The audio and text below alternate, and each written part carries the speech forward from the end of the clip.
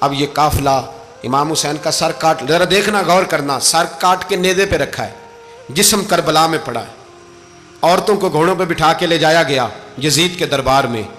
یزید پہلے عبید اللہ ابن زیاد نے بدتمیزی کی، پھر یزید نے کی۔ سعودی عرب کا ایک مولوی بول رہا تھا، سعودی عرب کا، ان سے بھی بڑا عشق ہے، جس نے تقریر سننی ہو میرے پاس ہے۔ ہمیں لوگ مشورے دیتے ہیں کہ جو یزید کو اچھا کہے اور حسین کو باغی کہے اس کو ہم امام مان لیں، اس بے شرم بے حیا کو جو نبی پاک کے گھرانے کے بارے میں بکے اسے امام۔ سعودی عرب میں مسجد نبی میں درس دینے والا جس نے تقریر سننی ہو میرے پاس ہے، وہ کہتا ہے یزید تو بڑا اچھا آدمی تھا، اس نے تو بڑی خدمت کی، تو میں نے اسے کہا رشتہ داری کر لیا یزید کے ساتھ، قریب ہو جا۔ شرم نہیں آتی؟ آج بھی نبی پاک کا دل دکھاتے ہو، حیا نہیں آتی، خیال نہیں آتا؟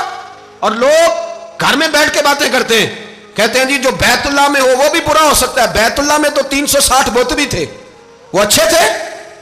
مدینے میں تو 360 منافق بھی رہے، پوری سورہ منافقون نازل ہوئی، وہ اچھے تھے۔ عجیب تماشا بنا دیا لوگوں نے مذہب کا۔ کہتا ہے یزید نے تو بڑی خدمت، تو عبید اللہ ابن زیاد نے قتل کیا۔ بے شرمو، اگر عبید اللہ ابن زیاد نے بھی قتل کیا تھا تو حکومت کس کی تھی؟ تو پھر یزید نے عبید اللہ ابن زیاد کو سزا کیوں نہیں دی، بلکہ ایک جگہ 2 گورنریاں دی اس کو؟ یہ حال کیا۔ بلکہ سنو کہ یزید چھڑیاں مار رہا تھا، چھڑیاں امام حسین کے لبوں پہ۔ تو نعمان بن بشیر صحابی تھے، بول پڑے، کہنے لگے یزید بدبخت، ہاتھ پیچھے اٹھا، مجھے اللہ کی عزت کی قسم میں نے سینکڑوں بار نبی پاک کو ان ہونٹوں کو چومتے دیکھا ہے۔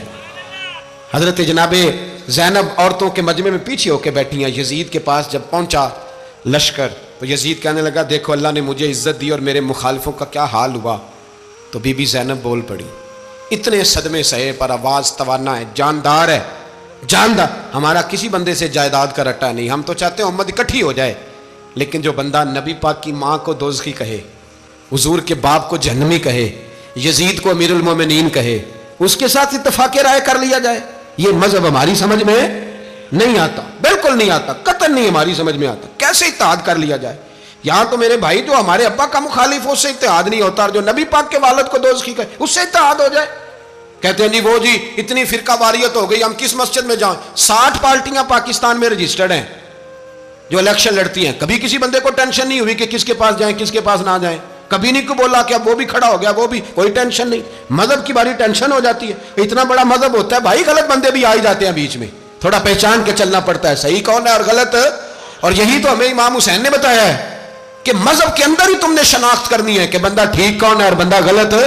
یہی تو کربلا ہے، یہی تو امام حسین نے بتایا، کفر اسلام نہیں، حق اور باطل۔ تو سمجھیے گا حضرت سیدہ زینب نے جب سنا نا کہ یہ کہہ رہا ہے کہ مجھے اللہ نے عزت دی، تو جناب زینب بولی، نعمان بن بشیر کہتے ہیں بی بی بولی، اتنے صدمے ہیں پر جناب زینب بولی اللہ اکبر، اس انداز میں بولی کہ پہلے قرآن مجید کی آیت پڑھی، کہنے لگی وَتُعِزُّ مَن تَشَاءُ وَتُذِلُّ مَن تَشَاءُ بِيَدِكَ الْخَيْرُ إِنَّكَ عَلَىٰ كُلِّ شَيْءٍ قَدِيرٌ۔ اور پھر کہنے لگی یزید تو بکتا ہے، کہتا ہے کہ تو عزت والا ہو گیا، یہ تیری حکومت ہے، 4 دن گزرنے دے، تجھ پہ کوئی لعنت بھی نہیں برسائے گا، اور میرے بھائی کا قیامت تک ممبروں میں اور خطبوں میں ذکر ہوا کرے گا، وقت گزرنے دے۔ جب جناب بی بی زینب بول رہی تھی تو حضور کے نابینا صحابی پاس بیٹھے تھے، جناب نعمان بن بشیر کا ہاتھ ہلایا، ہلا کے کہنے لگے کیا علی آ گئے؟ تو علی کی آواز لگتی ہے، جبریل امی بول رہے ہوں جیسے، حکمت کے گوہر رول رہے ہوں جیسے، دربار دمشق میں بی بی زینب کا خطاب، منبر پہ علی بول رہے ہوں جیسے۔ میرے بھائی بس کربلا والا قافلہ تو مدینے پہنچ گیا، 3 سال یزید نے حکومت کی، شرابیں عام ہو گئیں، مکے پہ حملہ ہوا، خانہ کعبہ کا غلاف جلا، مدینے پہ اس نے حملہ کیا، 3 دن مسجد نبوی میں اس نے گھوڑے باندھے، مسجد نبوی میں صحابہ کو نکال کے اپنا اس نے امام مقرر کیا، لیکن پھر امت نے اسے قبول نہ کیا، پھر وہ رسوا ہوا اور آج تک وہ رسوا ہے۔ لیکن امام حسین کا نام کل بھی زندہ تھا اور آج بھی۔ درس یہ ہے، پیغام یہ ہے، پیغام یہ ہے، یاد رکھو موت تیزی سے آ رہی ہے، ہمارے ساتھ والے دائیں بائیں والے سب چلے گئے، اسی طرح نمبر لگے گا، ایک دن اعلان ہوگا۔ ضمیر کے قیدی بن کے زندگی نہ گزارو، بالکل نہ گزارو، یہ تھوڑی سی زندگی ہے، دنیا سجن المومن۔ حق بات کرو، حق پہ ڈٹنا سیکھو، دین سمجھو، خبردار رسول پاک صلی اللہ علیہ وسلم کے دین میں ظالم، جابر، فاسق، فاجر کی کوئی گنجائش قطعاً نہیں ہے۔ اپنے آپ کو سمیٹو، اپنے آپ کو سنبھالو، دین میں اپنا کردار ادا کرنے کی کوشش کرو، دین طلب کرتا ہے ہم سے کہ ہم نے دین کو کیا دیا ہے. امام حسین نے سارا گھرانہ دین کے لیے دے دیا. ہمارا جو بچہ کسی کام کا نہیں رہتا اسے مدرسے داخل کراتے. ہم نے دین اتنا کمزور کر دیا ہے کہ عالم اگر شور نہ کریں، عالم اگر شور نہ کریں، زور نہ کریں، گھٹن والا ماحول ہو گیا. مذہب کی پوزیشن کمزور کر دی. اب جہاں تک اس بات کا تعلق ہے جی فرقے ہو گئے، تو میرے بھائی یہ کوئی اتنی خطرناک بات ہے، یہ کوئی اتنا مشکل معاملہ نہیں ہے. یہ تو امام حسین نے بتا دیا تھا کہ یزید کے طور پر ایک غلط فرقہ کھڑا ہو گیا ہے، لہذا اس کا مقابلہ کرنا ہے. اس میں کوئی بری بات ہے؟ لیکن ایک سبق ہے بزرگوں کا کہ اگر سچی بات بھی نہیں کرنی تو پھر اس منبر کا حق ادا نہیں ہوتا. جو سچ بولے وہ حسینی ہے، جو ظالم کے سامنے کھڑا ہو جائے وہ حسینی ہے. جو مصلحت کوش ہو، جو کہے ٹائم نہیں، گراؤنڈ ریالٹی نہیں، حالات نہیں، طبیعت نہیں، موقع نہیں، تو ابھی امام حسین کے پیغام کو نہیں سمجھا. میں بہت سارے بزرگوں کا نام اس لیے نہیں لیتا کہ لوگ ایسے نہ کہیں کہ کسی کا نام کیش کرایا جا رہا ہے، لیکن میں نے سارے مناقب پڑھے ہیں. میری لائبریری میں کتابیں ہیں، میں پڑھتا رہتا ہوں، میں سفر میں بھی ساتھ رکھتا ہوں. لیکن حضرت شیخ عبدالصبور بیگ منشور ہزاروی کا شعر امام علی مقام کے مقابلے میں اس طرح کا ہے کہ مجھے سارے شاعروں سے زیادہ وزنی محسوس ہوتا ہے.